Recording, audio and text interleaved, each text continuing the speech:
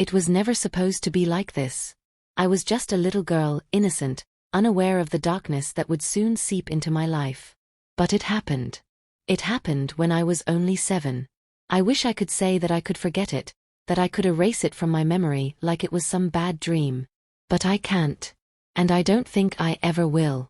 They told me that family was supposed to be the safest place in the world. But my family, they were far from perfect. My mother, a successful businesswoman, was hardly ever home.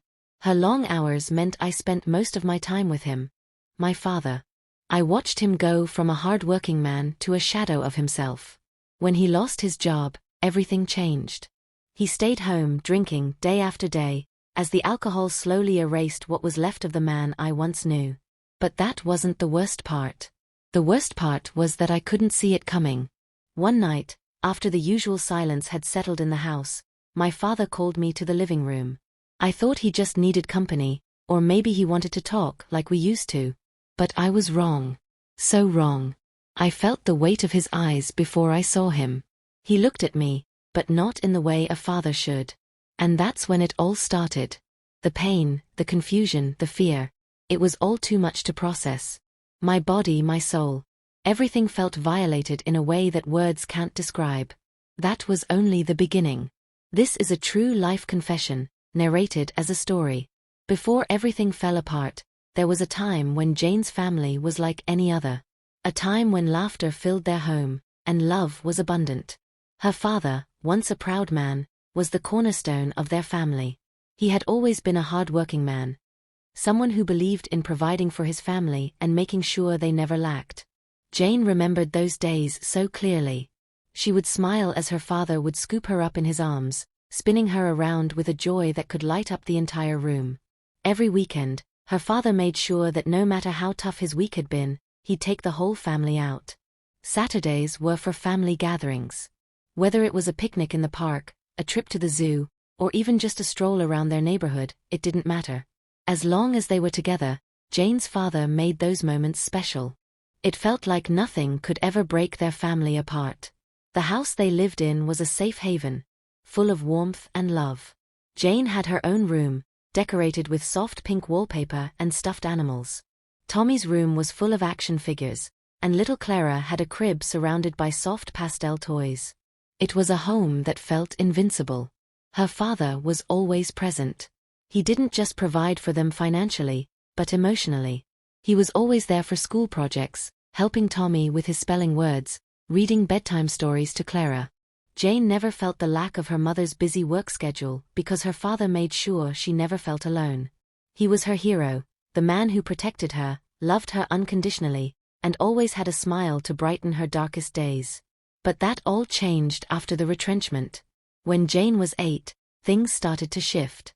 Her father came home one evening looking different, more tired, his shoulders hunched as though the weight of the world had been placed upon them. He didn't smile the same way anymore. The sparkle in his eyes, the one that Jane had always trusted, was gone. For the first time, Jane saw a man who wasn't strong. He was fragile, defeated. Her father had lost his job. It wasn't just any job. It was the job that had defined him for years. His position in the company had been more than a paycheck. It was his pride, his identity. When that was taken from him, he changed. Slowly at first, then all at once. At first, Jane didn't understand the significance. She was just a child, and she saw only that her father was around more often. But as the weeks went by, she noticed how his mood darkened. His laughter, once frequent and contagious, became a rarity. His once vibrant personality started to fade. It was replaced with a strange emptiness. He stopped taking the family out. The outings, once so important, dwindled into nothingness. Her mother, busy with her own work, was oblivious to the gradual transformation. She saw the changes, but she attributed them to stress, to the pressure of being out of work. She assumed everything would get better, but it never did. Her father began drinking to escape the hopelessness. Jane saw him more often, sitting on the couch with a bottle in his hand, staring into the void. It was hard for her to understand. The father she had known, the man who had protected her, was becoming a shadow of himself. And with that, the warmth that had once filled their home began to slip away, piece by piece. That night, everything changed. It was like stepping into a world Jane couldn't understand, a world where she was lost, drowning in confusion and pain. The night started innocently enough. She had just finished helping her younger siblings with their bedtime routine and was about to settle down for the night when her father called her into the living room. There was no sign of anything unusual, no hint of what was to come. He was sitting on the couch, and his eyes were distant, hollow from too many nights of drinking. He looked at her, but it wasn't the look a father should give his daughter. Jane felt a cold chill run down her spine, but at that moment, she didn't have the words to explain the feeling in her chest. She was just a little girl, too innocent to understand. Her father asked her to sit beside him. Jane did, sitting at the edge of the couch, trying to hold back the nervousness rising inside her. But as she looked up at him, he leaned closer, his breath reeking of alcohol. His touch was unfamiliar when he placed his hand on her leg, and that's when the knot in her stomach tightened. Before Jane could pull away, her father's hands moved to places they had never been before. She froze, her heart pounding in her ears. She didn't know what was happening, but she could feel the sharp sting of pain, the kind of pain no child should ever experience. She tried to move, but his grip was firm, like an invisible chain holding her down. The pain was unbearable. It wasn't something she could explain. It was something visceral, something she couldn't process as a child. Jane screamed in her mind, hoping someone would hear her. But no one did. She bled. As a child, she didn't understand what was going on. She just knew it hurt in ways she couldn't describe. She wanted to run to escape, but her small, trembling body was frozen in place. Her father didn't stop. When it was over, there were no apologies, no words of comfort. He simply let her go, and Jane stumbled back to her room, her heart heavy with confusion. What had just happened? What did it mean? She felt something deep inside her shift, but she couldn't make sense of it. She just wanted to forget, to pretend it had never happened. The next few days were a blur. Jane went through the motions of her life, school, chores, taking care of Tommy and Clara, but every time she looked at her father, a wave of disgust washed over her. She didn't know how to feel, what to say, or even who to turn to. There was no one. She couldn't talk to her mother. Her mother was always busy. Besides, what would she say? How could she explain something she didn't fully understand? As the days turned into weeks, the unspoken truth became heavier. Jane began to realize what had happened was not normal.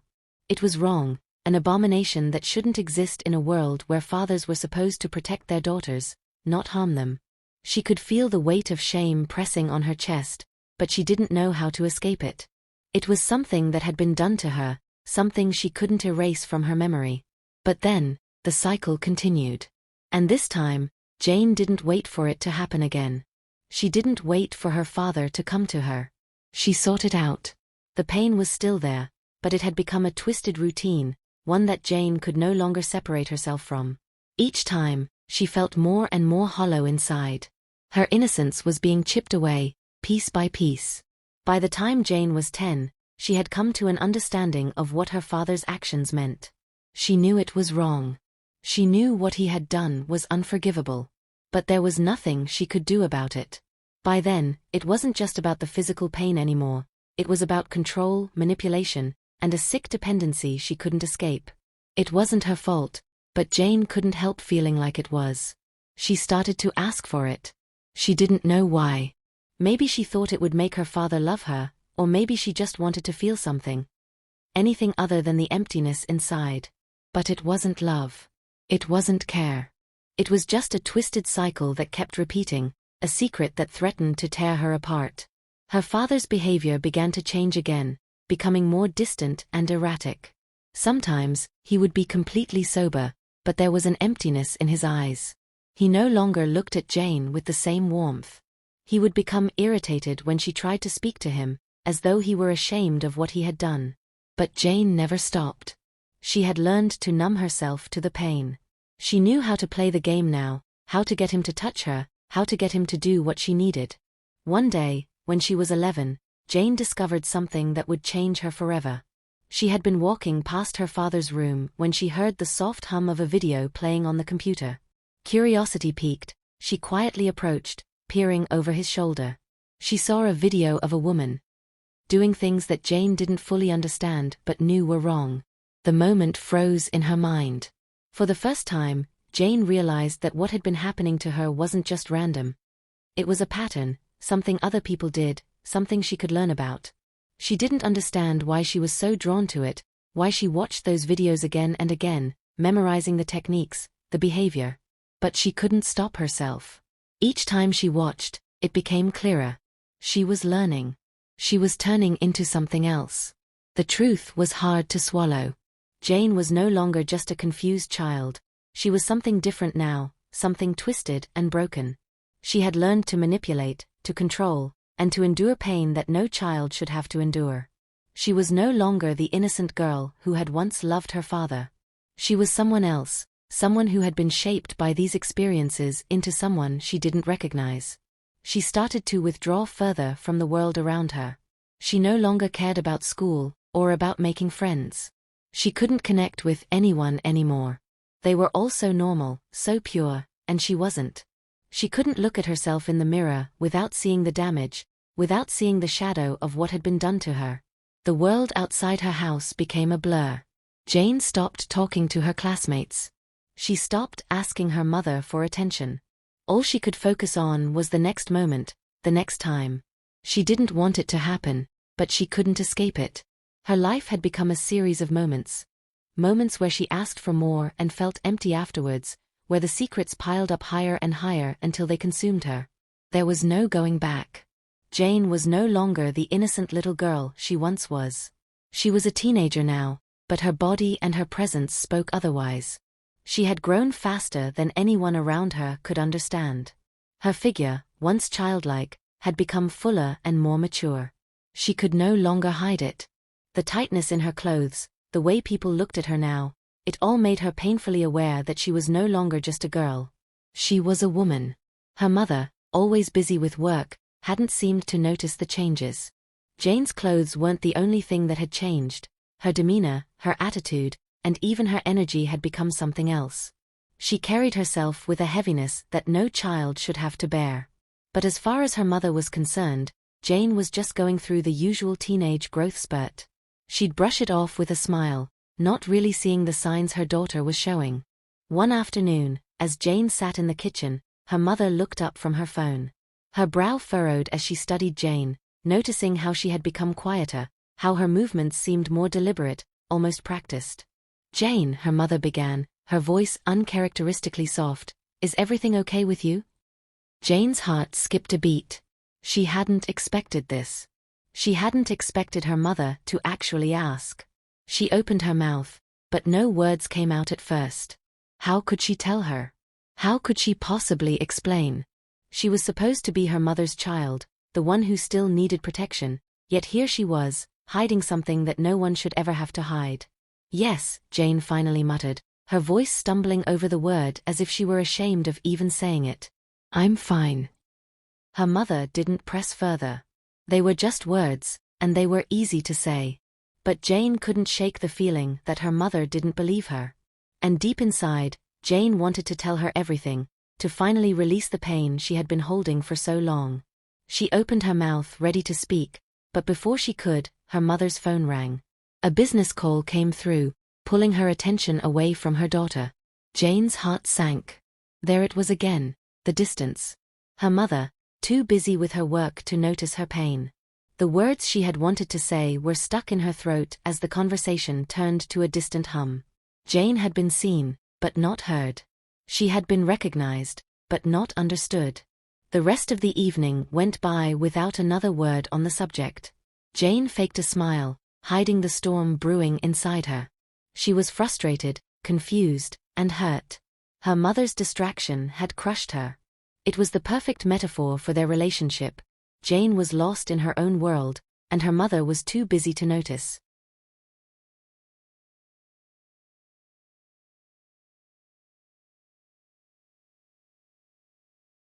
Days turned into weeks, and Jane's body began to show signs of something more than just growth. She started to feel different, tired, nauseous, and uncomfortable. And then, one morning, it hit her. She hadn't gotten her period. Not for a few months now. She felt a sinking dread in her stomach as she realized what it might mean. She didn't dare take a test. She already knew the answer. Instead, she went to her father, the one who had been her constant. Her heart pounded in her chest as she approached him. This time, she couldn't hide it. It was the truth, and it had become impossible to ignore. I'm pregnant, she whispered, her voice barely audible. Her father didn't flinch. He just looked at her, his eyes cold but somehow resigned, as though he had been expecting this. Without a word, he took her to a private clinic. There, they did what Jane had come to expect. The procedure was nothing new to her now. She had become numb to the pain of it all. It was routine. It was the way things were. And when it was over, Jane didn't feel relief. She didn't feel anything. She was hollow. As they left the clinic, her father didn't say anything. Neither did she. It wasn't the end. It never was. The next few weeks were a blur. Jane's mother asked her why she was always on her monthly flow, and why she kept going through tampons at an alarming rate. Jane lied, as she always did. She told her mother it was just a heavy flow, just some irregularities. Her mother never asked any further questions, assuming it was just part of being a teenager. But Jane knew. Deep inside, she knew that something wasn't right. She couldn't explain it, but her body had become a battlefield, scarred and twisted by forces beyond her control. The cycles continued. Jane would go back to the clinic when it was necessary, and when it was over, she would return home, her face a mask of normalcy. She kept slipping further into the darkness, where no one could see her. Her grades at school began to plummet. She was failing in ways that couldn't be ignored. Her teachers noticed, and they called for a parent-teacher conference. Jane's mother showed up, but it was clear she was more interested in the work call she was answering than in her daughter's academic struggles. Jane doesn't seem to care about her studies, one of the teachers said, her tone serious. She's slipping, and it's not just about her grades. She's not participating in class, not completing her assignments. Is everything okay at home? Jane's mother waved it off, a forced smile on her face. She's just going through a phase. She's a teenager. We'll handle it. But nothing changed. Jane didn't care about her grades. She didn't care about anything anymore. Her life had become a series of empty routines, pain, numbness, and emptiness. School was just another place where she had to pretend to be someone she wasn't. At home, her mother remained oblivious, consumed by her business. Jane's life continued, a downward spiral that no one seemed to notice. It wasn't just her academic life that was falling apart. Jane was becoming someone she didn't recognize. She had become numb to everything. Her emotions were a blur, and her body had grown accustomed to the physical trauma. But there was one thing she couldn't escape: the guilt. The constant, gnawing guilt. It ate away at her, whispering that this was her fault, that she had brought this upon herself. But still, the cycle continued. The pain, the emptiness, it was all she knew now. Jane had always lived with the consequences of her choices, but now, the consequences were too big to ignore. Her body, once a symbol of her youth, had been twisted and changed by years of abuse, self-medication, and forced procedures. It was a war zone. Her father, as detached as ever, had joined her in her desperation. They had no choice but to continue down this path. They had gone too deep. The doctors had warned Jane countless times, "Your body is too weak. You need to stop before it's too late." But Jane, numb and lost in the haze of years of trauma, couldn't bring herself to listen. There was no going back. How could she stop when her entire world was built on this cycle? They had moved from clinic visits to self-medication. Jane's father, once a proud man, now just a hollow shell of himself, would gather herbs and substances from dubious sources, anything that would help them continue this twisted routine. Each time, Jane felt a little weaker, but she never cared. The numbness inside her made everything seem distant, like she was floating above her own life, watching everything happen without ever being able to stop it. But then, one day, Jane felt something that was different. It wasn't just the usual pain, the usual emptiness. This time, it was sharp and insistent. Her body was betraying her. She felt dizzy, sick to her stomach, and everything in her body screamed for help. The once familiar heaviness in her chest had become unbearable. Her father, seeing her condition, acted quickly. Too quickly, as if he were afraid of the inevitable truth. He rushed her to the hospital, where they told her what she had feared but had never dared to admit. The doctor's words hit Jane like a tidal wave. "Your womb is damaged beyond repair. There's nothing more we can do." The world spun around her as the words sank in. She was broken. Her body, once vibrant and full of potential, had been destroyed by the very people who were supposed to protect her. It wasn't just physical pain, it was a spiritual wound so deep, Jane thought she would never recover from it. She had been robbed of something so fundamental, so life-changing, that it felt as though her entire future had been stolen from her in one devastating blow. Jane left the hospital in a daze, her body feeling foreign to her. But even as the doctors gave their cold verdict, she didn't know how to stop. She didn't know what to do anymore. There was no going back. She couldn't go back to the way things were, because there had never been a way things were for her. There had only been this horror, this cycle. And now, she was no longer just a victim of her father. Jane's body, her mind, everything inside her, had been warped by the abuse, and the consequences were out of her control. The libidos she had struggled with before now seemed to surge uncontrollably. She had become a prisoner to the urges, the desires, the need for something, anything, to fill the emptiness inside her. Jane couldn't take it anymore. She couldn't stand the constant battle between wanting to stop and knowing she never would. The pain was too much, the isolation too deep. In a desperate bid for escape, Jane turned to the streets. She stopped caring about anything, anyone. She walked away from the life she once had, and now, she was part of a world where the only thing that mattered was survival. She sold her body, her soul. Anything to feel something other than the numbness that had become her existence. She could no longer keep up the illusion of being a good girl, a daughter, a student. She was just Jane, lost, broken, and seeking whatever release she could find. But things only got worse. The drugs, the alcohol, the smoking. It all became her new normal. Jane wasn't just addicted to the substances, she was addicted to the chaos. The darkness that surrounded her felt comfortable now. She was no longer ashamed of what she was doing. She was no longer ashamed of herself. She was free, in a twisted way. Free from the weight of the world that had crushed her so many times before. One night, Jane was walking through the streets, feeling the familiar buzz of a new high. She hadn't eaten in days, hadn't slept in more. But she didn't care. She wandered, her thoughts slipping in and out of clarity, when she crossed paths with a man, a stranger who saw her for the first time. He didn't know who she was. He didn't care. But he saw her, and for some reason, it unsettled Jane. He was too kind, too genuine, and it made her skin crawl. She wanted to lash out at him, to drive him away, to remind herself that no one could save her. Not even someone who was kind. But before she could do anything, she saw something in his eyes. It was almost as if he knew her, knew the darkness she carried inside.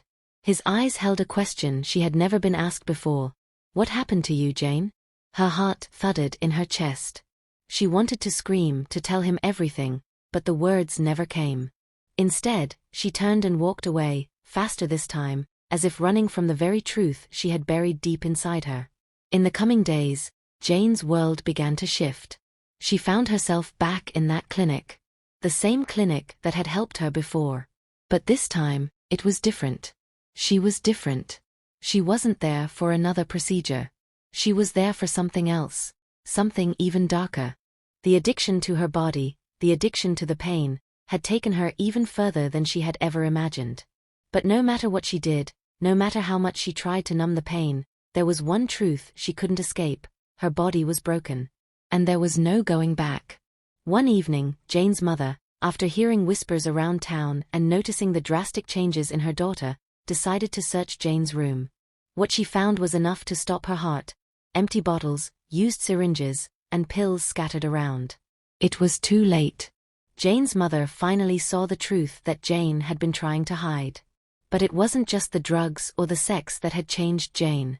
It was something far darker, something her mother hadn't realized until now. The abuse had been ongoing for far longer than she ever imagined. And she had been blind to it all along. Jane had wandered the streets long enough to understand one simple truth. No matter how much she tried to numb herself, the pain never truly went away. It always lingered beneath the surface, like a silent storm threatening to erupt at any moment. She knew the damage had been done, and yet, something deep inside her still wanted to fight. Still wanted to scream. But where could she scream to? Who could she trust? The street was filled with people, but they were all ghosts, strangers in a world that didn't care about her. She had become invisible to everyone but the darkness.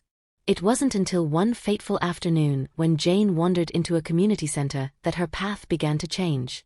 She had heard rumors of free counseling sessions, of people who would listen without judgment. At first, she thought it was another dead end. What was the point of talking to someone who would never understand? But something, maybe desperation, maybe hope, pushed her to walk through the doors. Inside, she met Thomas, the counselor. His office smelled of fresh coffee and books, a stark contrast to the chaos that constantly surrounded Jane. Thomas wasn't like the others. He didn't look at her with pity or fear.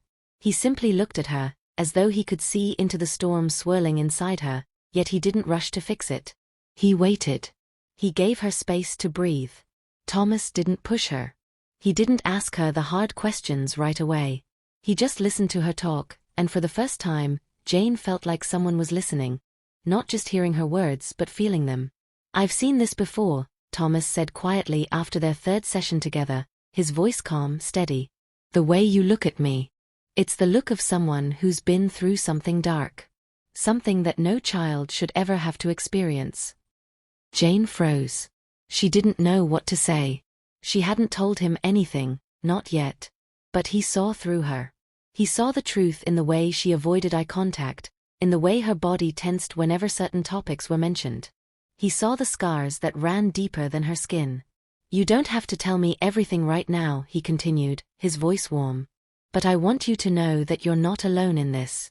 I'm here to help, whenever you're ready."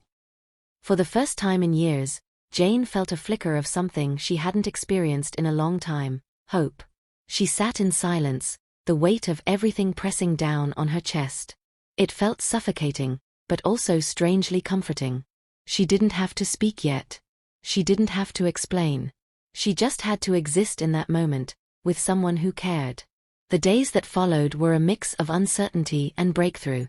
Jane came back to the office, session after session. She'd talk about her past in fragments, pieces of the story slipping out between the cracks. She didn't talk about her father at first. She talked about the streets, about the drugs, about the emptiness inside her. But slowly, bit by bit, Jane started to trust Thomas. She began to open up. She spoke about the pain, the confusion, the moments when she had felt like she was drowning. She spoke about how it had all started, how she had been just a little girl, lost and vulnerable, when her father's twisted love had taken root. "I didn't know what was happening," Jane whispered one day, her voice shaky, her hands trembling. "I just thought it was normal. I thought I was bad, I thought it was something I deserved. He made me feel like it was my fault, like I was broken." Thomas didn't say anything for a long time. He just let her speak. When she finally stopped, exhausted from the weight of it all, he said softly, "None of this was your fault. What happened to you, what he did, it was abuse. And it's time for it to stop. It's time to take back your life." The following week, Jane's world was turned upside down. Thomas, after hearing the full story and witnessing Jane's breakdown, couldn't ignore the severity of what had been done to her. He knew that no matter how much Jane tried to bury it, the truth needed to be confronted, for her sake and for the sake of anyone who could be at risk. He took legal action. The news hit Jane like a tidal wave. Her father was arrested. Her mother, who had been oblivious to the depth of Jane's suffering, was confronted with the truth. The shame she felt was palpable. She had failed as a mother. She had failed to protect her daughter when she needed it the most. The legal proceedings were long and messy. Jane's father, with all his influence and connections, tried to fight the charges. But the evidence was clear. His actions, his abuse, had been undeniable. Jane's testimony, though difficult, was the key to bringing him down. But Jane's world had already shattered. The man who had been her father, her protector, was now the man who had broken her. It was impossible for her to see him as anything but the monster he had become. Meanwhile, Jane's mother, devastated by the revelation, tried to make amends. But it was too late for apologies. Jane had already lost years of her life to the abuse. She had already lost her innocence, her peace, and her hope. But through it all, Jane's path began to change. The court ordered Jane to undergo rehabilitation, a place where she could heal, learn to rebuild herself, and confront the trauma that had shaped her life. It wasn't a cure, and it wouldn't be easy, but it was a start. Her first days in rehabilitation were filled with fear and resistance. She had been running for so long, numbing herself with everything she could find. To face her past, to confront everything she had done and everything that had been done to her, it felt impossible. But as the weeks passed, something began to shift. Jane met others at the rehab center, people who had suffered in ways she couldn't even imagine. For the first time, she didn't feel alone. She wasn't the only one who had been broken. She wasn't the only one who had fallen. But even as Jane began to make progress, the scars remained. Her addiction to the chaos, to the darkness, would take longer to heal. And while the first steps of healing had begun, Jane couldn't shake the fear that it would never be enough, that the damage had already been done. Just as Jane began to find a sense of peace in the rehabilitation center, she received a letter from her father. It was unexpected and chilling. In it, he claimed that he had been wrongly accused, that everything Jane said was a lie, and that he was the real victim in this situation. Jane was stunned. The letter was filled with manipulation, guilt-tripping her into thinking that she was the cause of everything. The dark mind that had twisted her into this existence was still trying to control her, even from a distance. The letter left Jane in turmoil. Was she just a pawn in a larger game? Could she ever escape his influence, even after everything that had happened? The road to healing had just become much harder. This is a confession, one I never thought I'd have the courage to make. For years, I carried a heavy weight inside me, a secret so dark, I couldn't let anyone see it. But I know now that speaking up is the only way to heal, to stop the cycle, and to reclaim a life I thought I had lost forever. I was trapped. My father, the man who was supposed to protect me, became my abuser. And I, a young girl, believed the lies, believed the manipulation, and believed I had to remain silent because no one would understand. It was a pattern that controlled me for years, and I lost a part of myself each time I gave in. But now, I see clearly that I am not alone. There are others out there, just like me, suffering in silence, convinced that they are the only ones going through something this terrible. You're not alone. You are not the only one. There are people who will listen, who will believe you, and who will help you. I didn't think I could speak up either. For years, I kept quiet, hoping the pain would go away, hoping I could forget what had been done to me. But it never went away. The darkness followed me, grew stronger, and soon, I couldn't run from it any longer. It wasn't until I met Thomas, my counselor, that I realized I didn't have to keep running. He didn't judge me. He didn't see me as broken, or as damaged goods. He saw me for what I truly was, a victim of abuse who had been forced into silence for far too long. And he helped me find my voice again. It wasn't easy. It took time, patience, and so much courage that I didn't think I had. But I finally spoke. I opened up about what had been done to me, the pain I had lived with for so many years. And when I did, the weight started to lift. For the first time, I felt like I wasn't carrying the burden alone. I know it's hard. I know it feels impossible to tell anyone, to face the shame, the fear, and the guilt. But the truth is, what happened to you, what happened to me, it's not your fault. It's not something you chose. And you don't have to carry it in silence any longer. If you're watching this, if you're hearing my story and you recognize the pain, the fear, the darkness that you've been living with, I want you to know that it's okay to speak up. You don't have to hide anymore. You don't have to protect those who hurt you. You deserve better than that. You deserve a chance to heal. When I finally spoke, when I finally told someone, my whole world changed. My father was arrested. The man who had torn me apart, who had stolen my innocence, was held accountable for his actions. It was painful, it was terrifying, but it was also the beginning of my healing. But the journey doesn't end there. For anyone suffering in silence, you have to take that first step. You don't have to go through this alone. There are people who will listen, people who will help you. It might be hard. It might take time. But it's worth it. I was taken to a rehabilitation center after everything came to light. It was there that I started to rebuild my life, to find pieces of myself that I thought were lost forever. It was there that I met others who had suffered too, people who were fighting their own battles, and together we found strength. We found hope. And I want you to know, no matter how lost you feel, no matter how broken you think you are, you can heal. It won't happen overnight, and it won't be easy, but you are worth it. Your life is worth it. Please speak up. Don't wait until it's too late. Don't let the silence swallow you whole. Your voice matters. You matter. And you are not alone.